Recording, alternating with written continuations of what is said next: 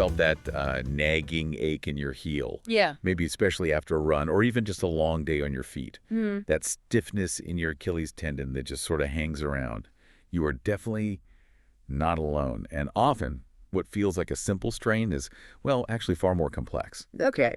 Today, we're doing a deep dive into a condition many of us might experience, or certainly know someone who does, mid-portion Achilles tendinopathy. Yeah, it's surprisingly common. We're going to unpack the very latest insights from the Achilles pain, stiffness, and muscle power deficits. Mid-portion Achilles tendinopathy revision 2024 clinical practice guidelines. Which are essentially the gold standard, right? Exactly. Think of them as the definitive playbook for physical therapists, all built on a mountain of really rigorous research. Our mission today is to, cut through the medical jargon and deliver you those essential nuggets of knowledge. We're talking about what really causes this pain and maybe more importantly, what the best evidence-based approaches are for diagnosis and treatment. What's really illuminating in these updated guidelines is how they distill, well, years of scientific inquiry into really actionable recommendations. It's a significant evolution. An evolution, how so? Well, it moves us beyond some older ideas about tendinitis to a far more nuanced understanding we now call tendinopathy. Okay. You're going to walk away from this deep dive not just informed, but hopefully empowered with a clearer picture of this challenging condition and, how to effectively navigate it. Okay, let's start with the basics then. We've all heard terms like tendinitis, or maybe a strained Achilles. So what exactly is mid-portion Achilles tendinopathy, and why is getting that specific terminology right so important? That's a critical place to begin, actually, because the language here has evolved quite dramatically, and for very good reason. Tendinopathy specifically refers to local pain in the tendon itself. Okay. That's provoked by activities that load or stress that tendon. This is a key shift because it deliberately avoids implying inflammation. Ah, right, the itis part. Exactly, or even degeneration, which isn't always the primary issue, or maybe even present at all. For years, we thought it was all about inflammation, hence tendinitis, but the science tells us it's often more about the tendon's inability to handle load properly. I see. And the mid-portion part? That just pinpoints the pain to a specific area more than 2 centimeters above where your Achilles tendon actually attaches to your heel bone. Okay, so higher up than right at the heel. Precisely. This distinguishes it from insertional tendinopathy, which is right at the bone attachment. And that distinction matters because, interestingly, how we treat it can actually differ depending on exactly where that pain is located. So we're talking about a more precise, kind of modern understanding of the problem. That makes sense. But how common is this? Is it something rare? Or are we talking a widespread issue? Oh, this is definitely not rare. It's actually quite common, particularly as an overuse injury in the lower leg. Okay. A recent large-scale meta-analysis found its overall prevalence to be somewhere between 4% and 7% in the general population. 4 to 7%. But here's where it gets really eye-opening for many of our listeners. If you're a runner, Yeah.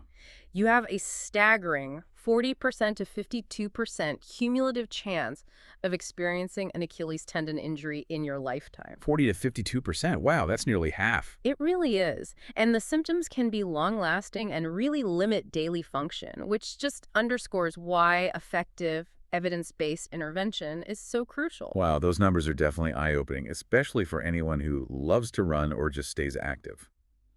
So, given it's so prevalent, how do clinicians actually go about diagnosing mid-portion Achilles tendinopathy? What are they specifically looking for when someone comes in with that heel ache? Well, the diagnosis is primarily a clinical one, meaning it relies heavily on a thorough physical exam rather than just, say, jumping straight to imaging. Okay, so a hands-on assessment. Exactly. There are 4 key criteria a clinician will look for.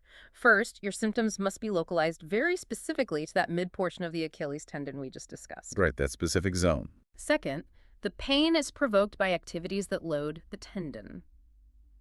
Think of it as movement-evoked pain. Like going upstairs, maybe. Yeah, or does it hurt when you push off, jump, that kind of thing. Third, there's pain when the mid-portion is actually touched and gently pressed. Clinicians often check this with specific tests like the Royal London Hospital test or the ARC sign. Okay. And fourth, in more chronic cases, there might be some localized thickening of the Achilles in that mid-portion. Though it's worth noting, this thickening can be absent in about a quarter of people who still genuinely have the condition. So the absence of thickening doesn't rule it out. Correct. That sounds like a pretty clear step-by-step diagnostic roadmap. But what about imaging, like an ultrasound or an MRI? Are those always necessary, or does the clinical exam usually tell most of the story? That's a great question, and it's a common misconception. Imaging is not universally required to diagnose Achilles tendinopathy. The clinical exam often gives the most vital information. However, imaging is recommended in specific situations. Maybe if the diagnosis is unclear, or if you're experiencing a delayed recovery, Right. or if your symptoms are actually getting worse over time, or perhaps if your healthcare provider is considering more invasive treatments down the line. I see. So it has its place. It does. And ultrasound is often the preferred method. Why? Oh. Because it offers real-time visualization of soft tissues, it's relatively low cost, and generally widely accessible. Okay. But here's an important caveat. While imaging can help by showing things like increased tendon thickness, it's not entirely specific to the condition. Meaning up to a quarter of asymptomatic adults, people without any pain at all, can also show increased thickness on an ultrasound. Oh, interesting. So to really connect this to your journey, imaging findings must always be interpreted in the context of your overall health, your specific symptoms, and that clinical exam we talked about. Yeah. It's another piece of the puzzle, not always the whole picture itself. That makes perfect sense. It's fascinating how much comes down to that careful clinical assessment. So we know what it is, how it's diagnosed. The next logical step, then, is prevention, or at least understanding risk. What are the known risk factors for developing midportion Achilles tendinopathy? What should people be aware of? Well, the risk factors are quite a mixed bag, really. It's generally not just one thing, but more of an interaction of internal factors, things about you, and external factors. Oh, activities. Exactly, that lead to the tendon being overloaded. A big systematic review identified 9 significant risk factors, and honestly, some of them might genuinely surprise you. Okay, I'm intrigued. We're talking about things like a prior history of any lower limb tendinopathy, or even a fracture, essentially. If you've had tendon issues elsewhere, your Achilles might be more susceptible. Okay, past injuries matter. Definitely. Then there are some perhaps surprising medical connections. The use of a specific type of antibiotic called quinolones, like afloxacin, can increase risk. Antibiotics. Yes, that class specifically.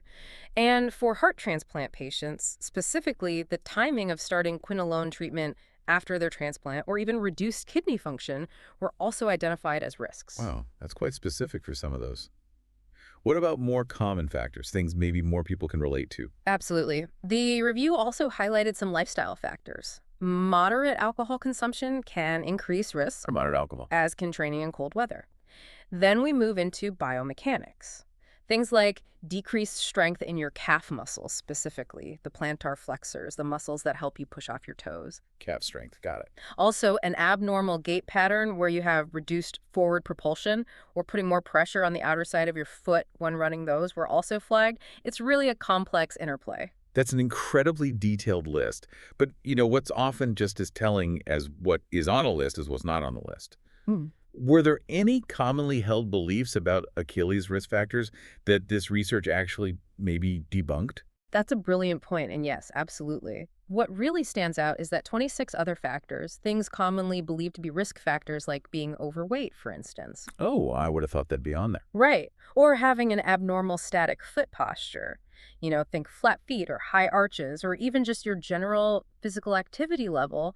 None of those were significantly associated with Achilles tendinopathy in this big review. That's really interesting. It changes things. It does, and this is crucial because it helps us refocus our efforts. Among the risks that were identified, the good news is that quinolone treatment, which can sometimes be avoided or changed, alcohol consumption, and ankle plantar flexor strength, your calf muscles. Right.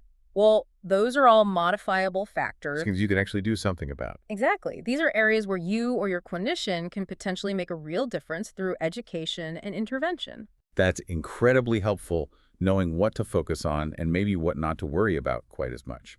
So if someone is diagnosed, what can they actually expect regarding recovery? Is it typically a quick fix, or is this more of a marathon than a sprint? Definitely lean towards marathon or at least a long-distance run for many Yeah. people.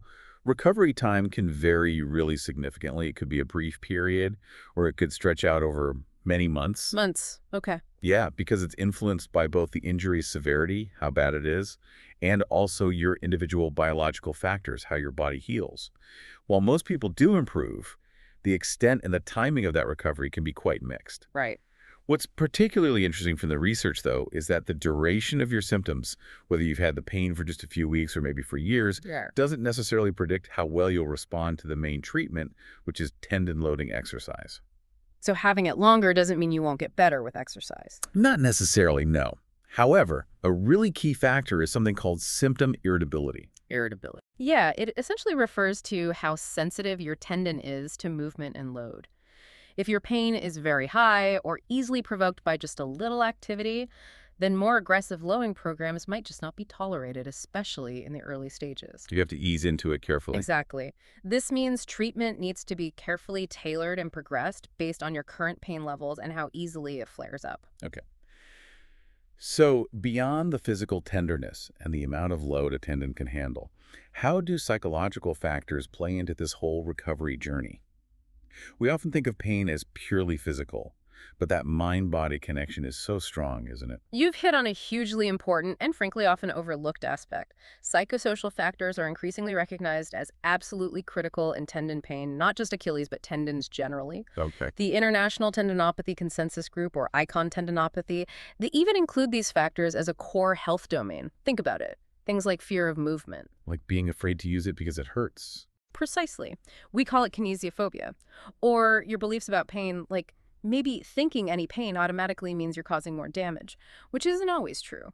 Your pain-related self-efficacy, that's your belief in your own ability to manage the pain and function despite it. And related to fear avoidance behaviors, like avoiding activities you used to enjoy, all of these can profoundly shape your experience and ultimately how you heal. That makes a lot of sense. Yeah, and the research on kinesiophobia, for example, it's shown mixed results on directly predicting recovery outcomes, but it definitely influences how you experience movement-evoked pain.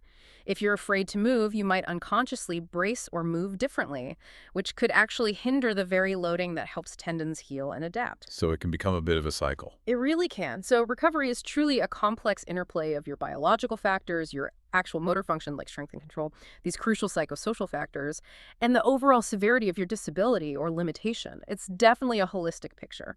It really sounds like a truly personalized approach is absolutely key then. So let's talk solutions. What does all this mean for treatment? Let's dive into the interventions, starting with what seems to be the absolute cornerstone: exercise. Absolutely. When it comes down to treatment, tendon loading exercise with loads as high as you can tolerate is unequivocally recommended as a first-line treatment. No question. First line. Okay. You should be aiming to exercise at least 3 times a week. And this isn't just one specific type of exercise, it's really a whole spectrum. It encompasses different ways of working the muscle and tendon. Like what kind of ways? Eccentric loading, concentric, isometric holds, isotonic movements, even plyometrics later on. Basically, different ways of using your plantar flexors. Those calf muscles again. Those powerful calf muscles, exactly, the ones that help you push off your toes. The absolute key is to progress the intensity based on your individual pain tolerance. You need to listen to your body, but keep gently pushing that boundary over time. Building up strength and tolerance. So how effective is this loading exercise, really? And how does it stack up against other treatments people might hear about or maybe even try? It's remarkably effective, actually. Tendon loading exercise significantly improves both function, what you can do, and reduces pain levels. People often start seeing improvements surprisingly early, sometimes as soon as 2 weeks. 2 weeks, that's quick. It can be for some initial changes, and you often see an impressive 18 to 21 point improvement on the Visa A scale, which is a key questionnaire measuring your pain and function by around the 12-week mark. Okay, so significant progress. Definitely. And when you compare it, it's definitively better than just a wait-and-see approach. Doing nothing, basically. Right. And it's superior to relying solely on passive treatments like deep friction massage or therapeutic ultrasound used in isolation. It even offers similar benefits to extracorporeal shockwave therapy, ESWT, which can be quite costly and isn't always accessible. So exercise holds its own against more intensive treatments. It really does. Now, while some invasive techniques like maybe radiofrequency microtenotomy or certain types of acupuncture may offer superior benefits in some studies, The evidence for these comparisons is often quite limited. How so? Well, you might be looking at single studies or studies with methodological issues like a high risk of bias, or maybe just really small sample sizes. So exercise really remains the gold standard first approach. So exercise is the cornerstone, absolutely non-negotiable, it sounds like. But what about all the other advice people get? Everything from icing constantly to specific stretches. What's the real talk on those complementary strategies that might help support the exercise or maybe even contradict some common beliefs? That's a great lead-in because beyond exercise, patient education and counseling are incredibly vital. This can be delivered in person or even via telehealth, whatever works best for you and your situation. Okay, education is key. Absolutely. And crucially, clinicians should advise you that complete rest is not indicated. That's huge, because often the first instinct is just to stop everything. Exactly. It might sound counterintuitive, especially when your body is, screaming stop, but a tendon is a bit like a muscle. It actually needs appropriate controlled load to heal properly, to remodel itself, and ultimately get stronger and more resilient. Like stimulating the healing process. Precisely. Think of it like this. If you break a bone, you might get a cast for a bit, but then physical therapy starts progressively loading it to regain strength. We're aiming for something similar here, helping the tendon rebuild its capacity. So education, whether it's focused on understanding pain science or the pathoanatomy, the actual changes happening in the tissue when combined with exercise, can significantly boost your self-efficacy, your confidence, and your knowledge, which generally leads to better outcomes. Makes sense. What about other physical aids, like shoe inserts or taping? Good question. Heel lifts may be used as a temporary tool, primarily to reduce the amount of stretch or dorsiflexion on your ankle during activity, potentially easing the load on the Achilles. Okay, temporary relief. Potentially. And interestingly, one recent study found that firm 12-millimeter heel lifts actually provided higher levels of function and less pain than a standard eccentric exercise program, and people stuck with the lifts better. Better than exercise. Oh. That sounds surprising. It does, and it really contrasts with some earlier findings that looked at softer, maybe more gel-like viscoelastic heel lifts. So it suggests the type of lift might really matter. More research needed there for sure. Okay. What about taping? Taping can also be beneficial sometimes. Therapeutic elastic tape, like kinesio tape, may help reduce pain or improve functional performance for some people. And rigid taping techniques can be used to more directly decrease strain on the Achilles tendon or maybe alter foot posture slightly to give it some temporary relief. And manual therapy, like massage or joint work. Yeah, manual therapy directed at muscles, joints, or connective tissues may be used, particularly if you have mobility deficits elsewhere in your leg or foot that might be contributing to the Achilles problem. So if something else is tight or restricted. Exactly. While high-quality studies specifically on manual therapy for Achilles are somewhat limited, expert opinion generally supports its role in the right context. And there is some low-level evidence suggesting specific types of pressure massage can be helpful. Dry needling is another option that may be considered for related calf muscle pain or stiffness, perhaps especially in more acute cases, or if you're really struggling to progress with the loading exercises because of muscle issues. That's a pretty comprehensive toolkit supporting the exercise. And finally, what about combining different treatments? Does a multi-pronged approach, throwing several things at it, give you an even better chance at recovery? That's the million-dollar question, isn't it? It's definitely an area of ongoing research. Multimodal treatment, which just means combining a variety of these interventions we've discussed, may enhance the benefits of exercise alone. Okay. Think of it like a team effort. Exercise is your star player, the absolute foundation. But sometimes a good coach brings in other players, maybe taping, maybe manual therapy, maybe education to support the overall win. Makes sense. Some network meta-analyses, which try to compare lots of different treatments at once, suggest that exercise combined with other treatments, like maybe ESWT or certain injections, or even something like night splints, might rank higher than exercise alone for improving function. Oh, okay. So maybe adding things is better. Well, here's the crucial caveat for you as a listener. These findings often come with considerable uncertainty. Yeah, it's often due to limited data, maybe small sample sizes in the original studies, or a high risk of bias in how those studies were conducted. So while it looks promising on the surface, it's not quite a definitive slam dunk that just adding more treatments is always better or necessary for everyone. Exercise remains the core. Right. Focus on the foundation first. It sounds like there's a strong emphasis on what does work, but maybe equally important, there's also a pretty clear list of what not to do, or at least what isn't strongly supported by the current evidence. Can you walk us through that? Absolutely. Knowing what to avoid, or at least what lacks strong backing, is just as important as knowing what to pursue so you don't waste time or resources. Okay, what's on the don't do list? The guidelines recommend not using low-level laser therapy. Studies consistently show no significant effects on function or pain compared to placebo, and the certainty of that evidence is considered low to very low. So laser is out? Based on current evidence, yes. Similarly, therapeutic ultrasound used alone should not be the treatment. It's often no more effective than a sham or placebo treatment. Okay. What about night splints? Sometimes people get those to stretch the calf overnight. Right. Night splints are also not recommended specifically to improve symptoms of midportion Achilles tendinopathy. The evidence just doesn't support their routine use for this condition. Interesting. And orthotics.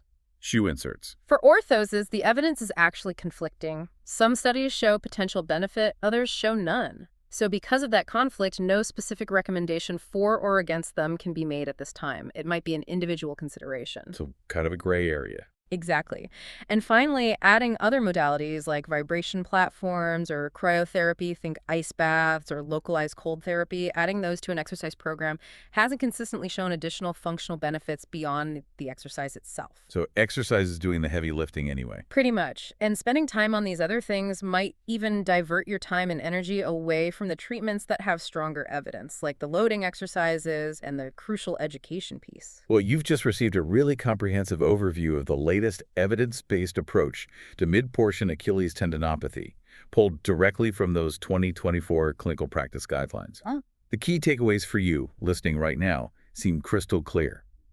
Active tendon loading exercise is your absolute first line of defense. Crucial. Complete rest is often counterproductive and can even hinder recovery, which is a huge mindset shift for many. A really important one. And patient education is just as critical as any physical intervention.